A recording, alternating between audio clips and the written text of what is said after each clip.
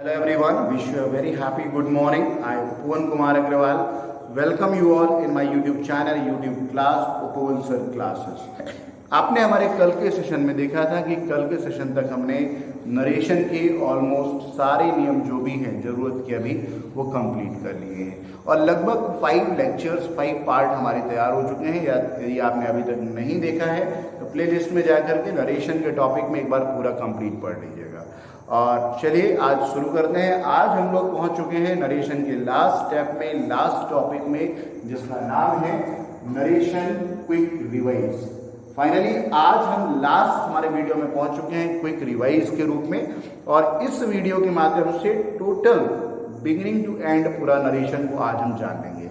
Video के and तक बने रहिएगा। वीडियो को प्लीज सब्सक्राइब कर दीजिए अपने सभी फ्रेंड्स के साथ ताकि उनको भी इस वीडियो के बारे में जानकारी मिल जाए। चलिए शुरू करते हैं नरेशन को। सबसे पहले हम बात करते हैं नरेशन को। नरेशन जिसको हिंदी में आप क्या बोलते हैं, इसको बोलते हैं आप कथन। क्या बोलते हैं? कथन। कहने का मतलब बातों को हम दो तरह से प्रेजेंट करते हैं। एक तो तरीका होता है डायरेक्टली हमने किसी को बोल दिया, सीधे सीधे हमने किसी को बोल दिया, और एक दूसरा तरीका होता है जब हमारी कही गई बातों को कोई जब तीसरा व्यक्ति कहता है तो वो हो जाता है इनडायरेक्ट। समझ रहे हैं? बातों को दो तरह से आप कर सकते हैं। यहाँ पर दो लोग होते हैं, एक होता है स्पीकर, दूसरा होता है लिसनर, यानी कि एक बोलने वाला दूसरा सुनने वाला। बोलने वाले की बात को जब डायरेक्टली सुनने वाले तक पहुंचती है तो वो हो जाता है डायरेक्ट नरेशन, यानी कि सीधा सीधा हमने अपनी बात कह दी। लेकिन जब स्पीकर की बातों को लिसनर तक किसी और माध्यम से पहुंचाया जाता है तो वो हो जाता है इनडायरेक्ट वे। और यही हमारा इसका पार्ट है, इसका साइंस है कि नरेशन होते कितने हैं। तो नरेशन कितने होते हैं? नरेशन दो होते हैं। पहला कौन सा होता है? Direct narration. ठीक, पहला कौन सा होता है? Direct narration. और आपको एक चीज और बता दें कि जो डायरेक्ट नरेशन होता है इसको दो भागों में बांटा गया है। कौन कौन से दो भाग होते हैं ये भी समझ लीजिए। पहला होता है रिपोर्टिंग स्पीच और दूसरा होता है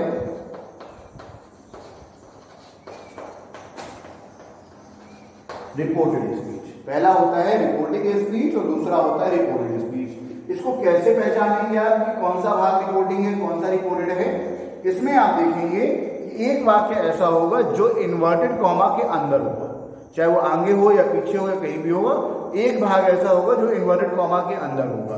तो जो भाग इन्वर्टेड कॉमा के अंदर होता है उसे आप बोलते हैं रिपोर्टेड स्पीच, और जो भाग इन्वर्टेड कॉमा के बाहर होता है उसे आप क्या बोलते हैं? Reporting speech. क्लियर है? चलिए दूसरा होता है, इसी में दूसरा आता है इनडायरेक्ट नरेशन।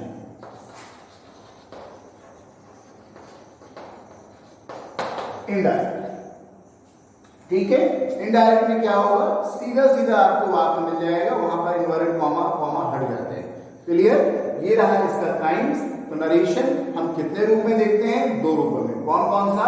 डायरेक्ट नरेशन और इनडायरेक्ट नरेशन। क्लियर? चलिए आगे बढ़ते हैं। जैसे आपने ये वाला पार्ट देख लिया, इसके बाद इसमें आता है रूल्स कि हम नरेशन को बनाते कैसे हैं। तो कैसे बनाते हैं उसके लिए क्या सेंटेंस होगा यहां पर वो लिख लीजिए। सबसे पहले आप mainly there are 3 important rules to change direct to indirect narration। समझ लीजिए इसको। सबसे पहले mainly there are 3 important rules. मुख्य रूप से 3 महत्वपूर्ण नियम होते हैं किस चीज के लिए? To change direct to indirect narration, direct से इनडायरेक्ट नरेशन बनाने के लिए। क्लियर? चलिए आगे बढ़ते हैं। इसको थोड़ा सा और ध्यान से देख लेते हैं। सबसे पहले कि कौन कौन से नियम होते हैं। पहला जो हमारा रूल था इसमें वो था change of person, change of person के रूप में। और आपको अच्छी तरह से पता है पर्सन होते कितने हैं, 3 होते हैं। सबसे पहले कौन सा होता है, फर्स्ट पर्सन। फर्स्ट पर्सन आपको अच्छी तरह से पता है कि फर्स्ट पर्सन 2 होते हैं। फर्स्ट पर्सन में 2 प्रोनाउन आते हैं, कौन कौन से, आई और वी। और इसके लिए जो नियम होता है वो होता है according, ACCORDING, according to the subject. हम एकदम शॉर्ट में लेके चल रहे हैं, क्विक रिवाइज लेके चल रहे हैं, इसमें मैं शॉर्ट में लिख रहा हूं। कंप्लीट वीडियो आप एक बार पूरा जरूर देख लीजिएगा ताकि आपको बिगिनिंग से पूरा समझ में आ जाए। उसके बाद दूसरा इसका जो नियम था चेंज ऑफ पर्सन में, वो था सेकेंड पर्सन के लिए। और सेकेंड पर्सन में आपको पता है केवल एक ही सब्जेक्ट आता है और वो क्या आता है, यू। और उसके लिए नियम क्या होता है, अकॉर्डिंग टू द ऑब्जेक्ट। इसको पूरा कैसे करेंगे हम, it changes according to the subject of reporting speech, ये पूरा है। इसी तरह से according to the subject of report, object of reporting speech. इसके बाद आता है तीसरा यानी कि थर्ड पर्सन।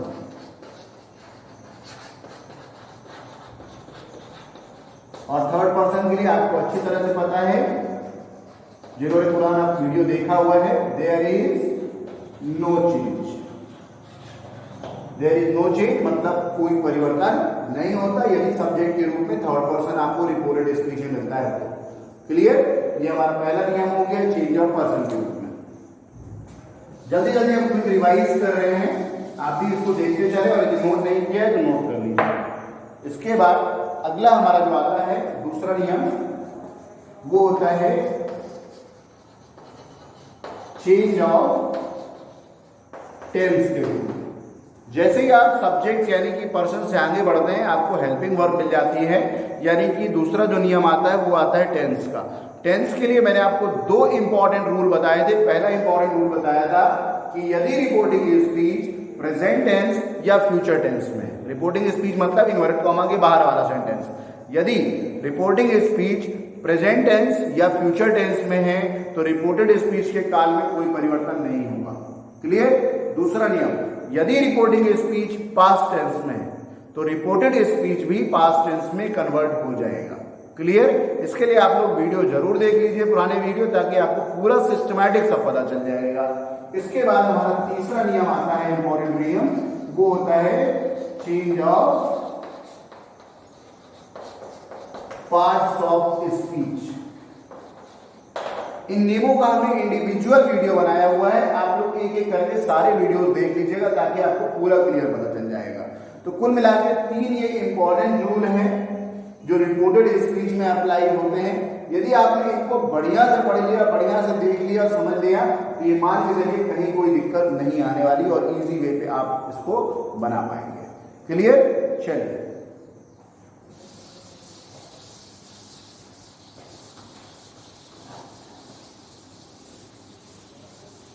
इसके साथ में कुछ और भी चेंजेस होते हैं। कुछ चेंजेस कहाँ होते हैं, रिपोर्टिंग स्पीच में होते हैं। रिपोर्टिंग स्पीच में होने वाले चेंजेस देख लीजिए, चेंजेस इन रिपोर्टिंग स्पीच। ये मान के चलिए इस वीडियो में कंप्लीट हमने पूरा इसमें शामिल कर देंगे आप। यदि आपने पुराने वीडियो देखे और लास्ट में ये वाला वीडियो देख लेंगे आप, तो आपको सारा कुछ क्लियर हो जाएगा। रिपोर्टिंग स्पीच में जो चेंजेस होते हैं, जब कहीं भी आपको से या सेज मिलता है तो आपने क्या करना है, इसको ऐसे ही रहने देना है, से सेज हो जाएगा। किसके लिए, सिंपल सेंटेंस के लिए, सिंपल या अफर्मेटिव सेंटेंस के लिए। लेकिन अभी पहले पूरा बता देते हैं किसके लिए, अफर्मेटिव सेंटेंस के लिए। अफर्मेटिव सेंटेंस के लिए बता रहे हैं आपको। यदि अफर्मेटिव सेंटेंस में से या सेज लिखा है तो से या सेज ही रहेगा। से टू या सेज टू, से टू या सेज टू आ जाए तो इसमें क्या हो जाएगा, टेल और टेल्स। मतलब से टू है तो टेल हो जाएगा, सेज टू है तो टेल्स हो जाएगा। यदि यहां पर सेड लिखा है तो ये सेड ही रहेगा।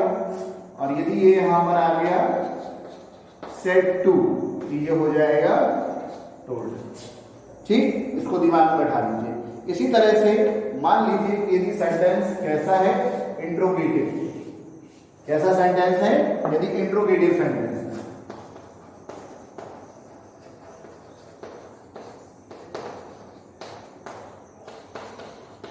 For interrogative sentences. तो इंट्रोगेटिव सेंटेंसेस में क्या परिवर्तन होते हैं उनको भी देख लीजिए। कहीं पर यदि से या सेज लिखा है तो उसकी जगह पे आ जाएगा आस्क या आस्क। से या सेज टू लिखा है, से फिर वही हो जाएगा आस्क आस्क। सेड लिखा है तो सेड की जगह पे हो जाएगा आस्क्ड, और यहां पर भी हो जाएगा आस्क्ड। ये इंट्रोगेटिव सेंटेंस के लिए था। ये चेंजेस कहां होते हैं? रिपोर्टिंग स्पीच में। क्लियर? चलिए और आगे बढ़ते हैं।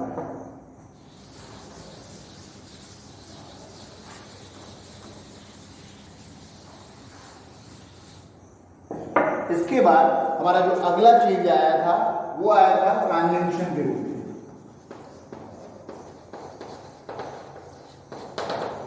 कंजंक्शन के रूप में, ये कंजंक्शन के रूप में कहां पर क्या प्रयोग करेंगे?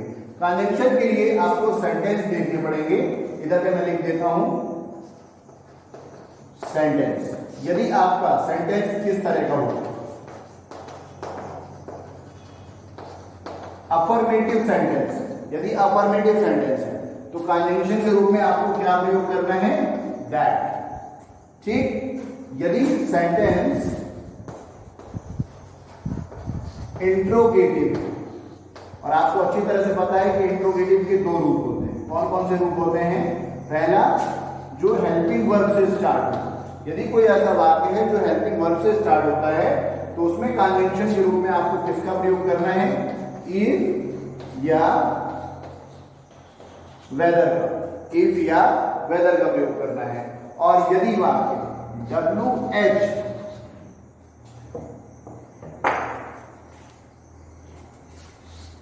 WH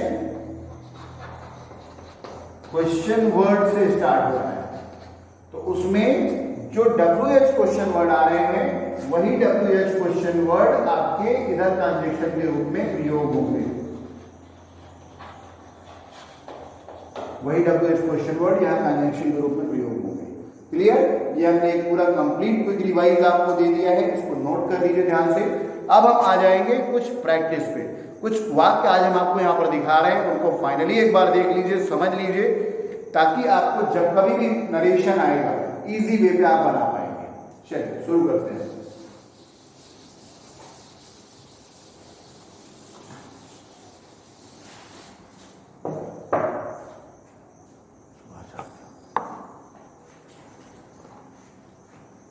अब कर लीजिए इसमें प्रैक्टिस। ठीक है, उसको प्रैक्टिस ना करके ऐसा करिए। प्रैक्टिस ना करके कुछ ही बात यहां पर हम आपको देंगे, तो सिंपल आप सेंटेंसेस ले लीजिए, उसके बाद आगे बढ़ते हैं। चाहे तो ऐसा लिख लीजिए, PRACTICE प्रैक्टिस एक्सरसाइज, ऐसा करें, प्रैक्टिस एक्सरसाइज। ठीक, कुछ वाक्य हम आपको देख रहे हैं, उन वाक्यों को ध्यान से देख लीजिए और समझ के कैसे करते हैं ये देखिए। मान लीजिए कि कुछ सेंटेंस हम यहां से ले रहे हैं, लिखा हुआ है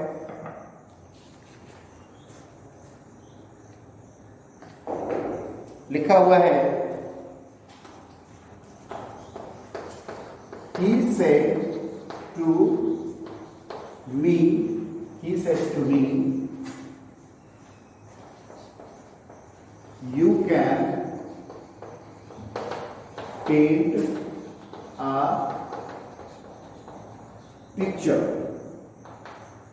ध्यान से देखिए, एक सेंटेंस हमने लिया है यहां पर, he said to me, उसने मुझसे कहा you can paint a picture, आप एक पिक्चर को पेंट कर सकते हैं। अभी ये सेंटेंस किस में है? अभी ये है डायरेक्ट नरेशन में। इसे हमें कन्वर्ट करना है किसमें? इनडायरेक्ट में। डायरेक्ट की पहचान क्या होती है? वाक्य दो भाग में डिवाइड होता है। एक भाग जो होता है वो इन्वर्टेड कॉमा के अंदर होता है, दूसरा भाग इन्वर्टेड कॉमा के बाहर होता है। ठीक, अब इसको हमको क्या करना है, बनाना है इनडायरेक्ट नरेशन में। आपको मैं बता चुका हूँ ऑलरेडी, इसको एक बार फिर से रिपीट कर देता हूँ कि जब भी आप इनडायरेक्ट नरेशन बनाते हैं उसमें जो पहला भाग होता है रिपोर्टिंग स्पीच का, उसके सब्जेक्ट और ऑब्जेक्ट में कभी कोई परिवर्तन नहीं होता, ये लिख दिया हमने ही। उसके बाद देखिए सेट टू लिखा हुआ है, सेट टू है, अगली वाला सेंटेंस अफर्मेटिव है, सिंपल है, तो हमारा सेट टू की जगह पे क्या आ जाएगा, टोल्ड, फिर मी। उसके बाद बात करना है कंजंक्शन की, तो कंजंक्शन लग जाएगा दैट, क्योंकि मैंने अभी आपको बताया कि जब अफर्मेटिव सेंटेंस मिलता है रिपोर्टेड स्पीच में तो आपने कहां पर दैट का उपयोग करना है, ये वाला सेंटेंस देखना है। यदि ये सेंटेंस अफर्मेटिव है तो यहाँ पर कंजंक्शन के रूप में दैट लग जाएगा, क्लियर। अब इसके बाद ये कॉमा और इन्वर्टेड कॉमा हट चुके हैं। अब हमारा पहला यहाँ नियम लगता है चेंज ऑफ पर्सन का। सबसे पहले मुलाकात होती है सब्जेक्ट से। सब्जेक्ट क्या है यहाँ पर, यू, और यू कौन सा पर्सन है, सेकेंड पर्सन। तो सेकेंड पर्सन का नियम क्या होता है, it changes according to the object of reporting speech. तो रिपोर्टिंग स्पीच का ऑब्जेक्ट क्या है, मी, क्लियर। क्या यहाँ पर मी आ जाएगा, नहीं आएगा, गलत हो जाएगा, क्यों, क्योंकि यू सब्जेक्टिव केस में है, तो मी का सब्जेक्ट हमें बनाना पड़ेगा, और मी का सब्जेक्ट क्या होता है, आई, ठीक। जैसे ही आप यहां से आगे बढ़ते हैं आपको मिल जाती है हेल्पिंग वर्ब, यानी कि आपका नियम आ गया चेंज ऑफ टेंस का। चेंज ऑफ टेंस का नियम क्या कहता है, यदि रिपोर्टिंग स्पीच पास्ट टेंस में है तो रिपोर्टेड स्पीच भी पास्ट टेंस में बदल जाएगा। रिपोर्टिंग पास्ट में है, इसको भी पास्ट में बदल दीजिए। कैन का पास्ट फॉर्म होता है कुड, COULD, गुड। फिर उसके बाद पेंट अ पिक्चर, इसमें कोई चीज नहीं, क्लियर। ये सेंटेंस आपका तैयार हो, ये आपने देख लिया एक सिंपल सेंटेंस। अब आपको बताना है कि इसमें negative speech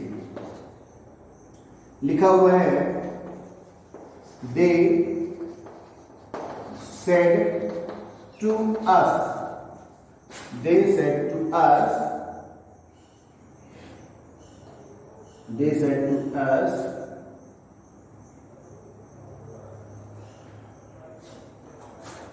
you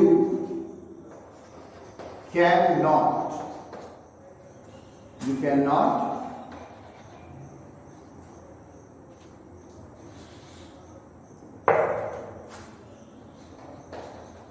play today, ठीक है। ये सेंटेंस हमने ले लिया, कुछ चेंजेस करेंगे पार्ट्स ऑफ स्पीच में भी। They said to us you can not play today. आज कैसा ये वाक्य है, ये वाक्य एक तरह से निगेटिव वाक्य है, ध्यान से समझिएगा। सबसे पहली चीज, रिपोर्टिंग स्पीच के सब्जेक्ट और ऑब्जेक्ट में कोई परिवर्तन नहीं होगा। दे का दे लिख दिया, सेड टू है, अगले वाला सेंटेंस अफर्मेटिव है, तो सेड टू का क्या हो जाएगा, टोल्ड। फिर ये आ गया अस, फिर ये लग गया दैट। अब ध्यान से देखिए, अब क्या आ गया, यू, फिर से वही चीज, चेंज ऑफ पर्सन। पर्सन क्या कहता है, second person according to the object of reporting speech. अब ध्यान से देखिए, रिपोर्टिंग स्पीच का ऑब्जेक्ट क्या है, अस। हमको यहाँ पर क्या बनाना पड़ेगा, इसका सब्जेक्टिव केस, क्योंकि ऑब्जेक्ट में क्या हो जाएगा इधर, वी। फिर क्या हो जाएगा, हेल्पिंग वर्ब मिल गई कैन, यानी चेंज ऑफ टेंस। कैन का पास्ट फॉर्म क्या होगा, कुड, नॉट, प्ले।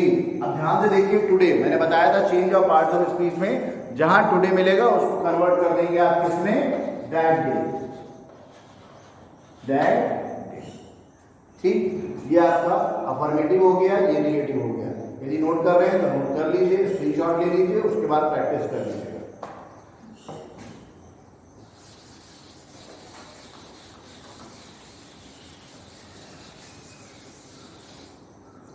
अब कुछ बात और देख लीजिए, इंट्रोगेटिव वाले उनको भी देख लीजिए ताकि आपको आसानी से समझ में आ जाए। अब मान लीजिए मैं यहाँ से एक दो सेंटेंस ले रहा हूँ ताकि आपके लिए और अच्छा हो जाए। लिखा हुआ है, Neha said to her mother. ऐसा कर लेते हैं, थोड़ा सा कॉम्प्लिकेटेड लेके चलते हैं ताकि आपको भी समझने में दिक्कत ना आए। वाई आर यू एंग्री, ऐसा चलिए लिख लीजिए, Why are you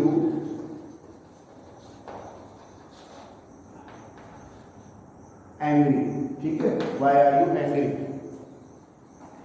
अब ध्यान से देखेंगे तो अब हमने इंट्रोगेटिव सेंटेंस लिया है, ठीक। चलिए इसको बनाते हैं। आपको पता है रिपोर्टिंग स्पीच के सब्जेक्ट और ऑब्जेक्ट में कोई परिवर्तन नहीं होगा, लिख दीजिए नेहा। उसके बाद आ गया सेड टू। सेड टू का क्या करेंगे, ध्यान से देखिए, इंट्रोगेटिव है, आगे वाला वाक्य जब इंट्रोगेटिव है तो यहाँ पर क्या आ जाएगा, आस्क। जिससे आस्क किया इन्होंने, हर मदर,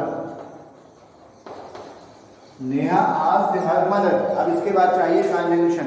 कंजंक्शन के लिए अभी हमने बताया आपको कि यदि रिपोर्टेड स्पीच का वाक्य WH क्वेश्चन वर्ड से स्टार्ट होता है तो जो WH क्वेश्चन वर्ड है वही उसका कंजंक्शन बनेगा। तो कंजंक्शन क्या बन जाएगा इसका, वाई। ठीक, मैंने पिछले नियम में आपको बताया था जब कभी इंट्रोगेटिव सेंटेंस आता है तो जब इनडायरेक्ट नरेशन बनाते हैं तो वो इंट्रोगेटिव कन्वर्ट हो जाता है किसमें, अफर्मेटिव में। ठीक, अफर्मेटिव बनाने के लिए सबसे पहले चाहिए सब्जेक्ट। सब्जेक्ट क्या है, यू। ठीक है, यू है हमारे पास। अब यू सेकेंड पर्सन है, second person changes according to the object of reporting speech. Reporting speech का ऑब्जेक्ट क्या है, हर मदर। मदर क्लियर ना, लेडी की बात हो रही तो क्या यहाँ हर मदर आ जाएगा, नहीं आएगा। क्या, क्यों नहीं आएगा, क्योंकि ये प्रोनाउन है, इसको प्रोनाउन फॉर्म में चाहिए। इसका मदर मतलब लेडी, और लेडी के लिए हम क्या यूज कर सकते हैं, सी। ठीक है, फिर उसके बाद क्या आ जाएगा, हेल्पिंग वर्ब आता है। ये चूंकि पास्ट टेंस में है, ये प्रेजेंट में है, तो इसको भी पास्ट में ले जाना है। तो प्रेजेंट कॉन्टिन्यूअस है, प्रेजेंट कॉन्टिन्यूअस का पास्ट फॉर्म क्या होगा, पास्ट कॉन्टिन्यूअस। यू के साथ आर, तो सी के साथ वॉज। सी वॉज एंग्री में कोई चेंजेस नहीं है, ये फुल स्टॉप। ये हमारा सेंटेंस बन गया। ठीक, एक बात और देख लीजिए अभी इसमें। मान लीजिए लिखा हुआ है Tom said to Jerry. Tom said to Jerry. क्या कह रहा है जेरी से,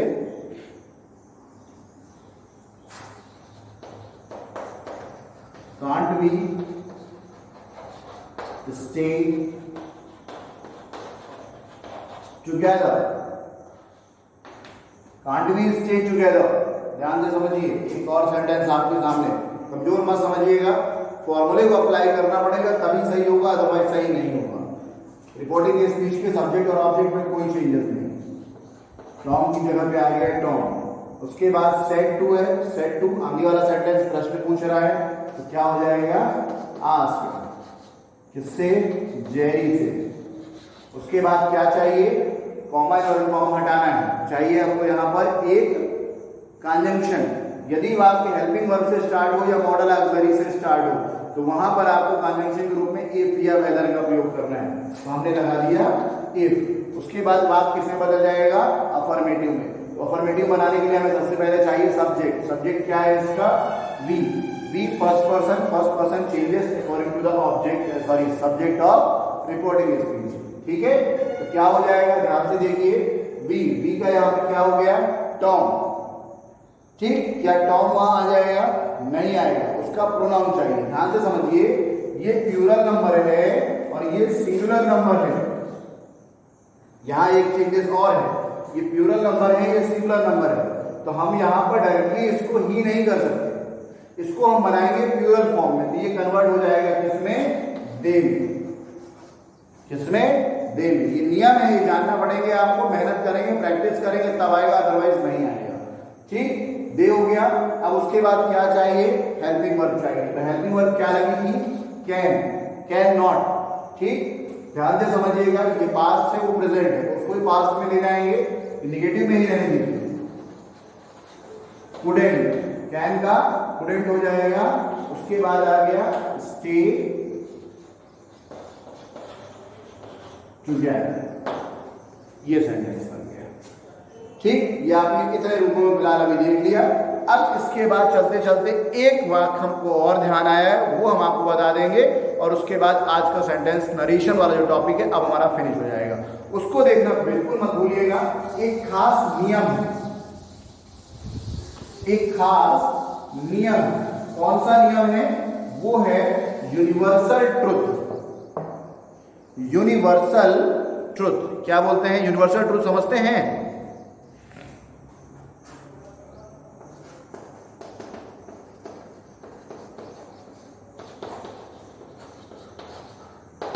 यूनिवर्सल ट्रुथ, इसको हिंदी में बोलते हैं सार्वभौमिक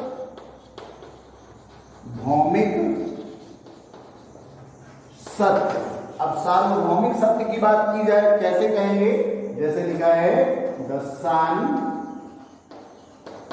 राइजेस इन द ईस्ट। अब बताइए इस बात को कौन झुठला सकता है? कोई झुठला सकता है? संभव नहीं है। सबको पता है कि सूर्य पूर्व में उदय होता है, सबको पता है कि सूर्य पश्चिम में अस्त होता है। क्लियर ना? So this is what, this is called universal truth. एक सेंटेंस है the earth moves around the sun. पृथ्वी कहां घूमती है? सूर्य की परिक्रमा करती है। तो ये सही है, सच है, इसको कोई भी झुठला नहीं सकता। अब यदि इस तरह की बात आ जाए तो क्या उसमें नियम लगेंगे या नहीं लगेंगे, इस पे वर्क कर रहे हैं अभी हम लोग। ठीक, चलिए इसको मैं अभी यहां से इरेज कर देता हूं। अब मान लीजिए सेंटेंस आपका लिखा है, क्या लिखा है? The teacher said to students. ठीक है, the teacher said to students, क्या कहा? The earth moves, M-O-V-E-S, earth moves around। Spelling शायद कंफ्यूज ना हो, इससे अलग अलग लिख देते हैं। A-R-R-O-U-N-D, around the sun। ठीक, ये हमने सेंटेंस लिखा है। ये सेंटेंस सार्वभौमिक सत्य है, ध्यान से समझिएगा। ये लास्ट और फाइनल नियम है। जब कभी भी नरेशन में रिपोर्टेड स्पीच का वाक्य यूनिवर्सल ट्रुथ का होता है, उसमें कोई नियम अप्लाई नहीं होता, उसमें कोई नियम अप्लाई नहीं होगा। जो भी चेंजेस आपको करने हैं वो आप सिर्फ रिपोर्टिंग स्पीच में करेंगे, कंजंक्शन तक ही करेंगे, उसके अलावा नहीं करेंगे। ये इसकी एक नियम है, मान लीजिए आप। ठीक, तो जब इसका जवाब लिखेंगे तो क्या हो जाएगा? The teacher told students, क्या? That the earth moves around the sun. This is universal truth. Nobody can change it. इसको परिवर्तन नहीं किया जा सकता। एक सेंटेंस और मान लीजिए इसी में यदि लिखा जाए, वही वाला वाक्य जो अभी हमने एग्जांपल में लिखा था, the sun rises in the east, the sun sets in the west. तो ये क्या है? Universal truth, nobody can change. Clear? चलिए आज की वीडियो को हम यहीं पर रखेंगे। थैंक यू सो मच, आपने हमारे वीडियो को कंटिन्यू देखा है। वीडियो को लाइक कर दीजिए, शेयर कर दीजिए, और यदि सब्सक्राइब नहीं किया सब्सक्राइब कर दीजिए। आज हमारा यहाँ पर नरेशन का टॉपिक कंप्लीट होता है। आप लोगों के लिए बस हमारी तरफ से यही निर्देश है, प्रैक्टिस खूब करिए। जितना आप प्रैक्टिस करेंगे उतना अच्छा आपके लिए रहेगा। ये टॉपिक ऐसा है, यदि एक बार आपने देख लिया और आपको लगता है कि यार मुझे तो आ गया, I just say one thing clearly, forgetting is no one thing. भूल जाना मानवीय सच्चाई है। आप नहीं प्रैक्टिस करेंगे, पक्का मान के चलिए सब कुछ भूल जाएंगे। Thank you so much, goodbye, good day.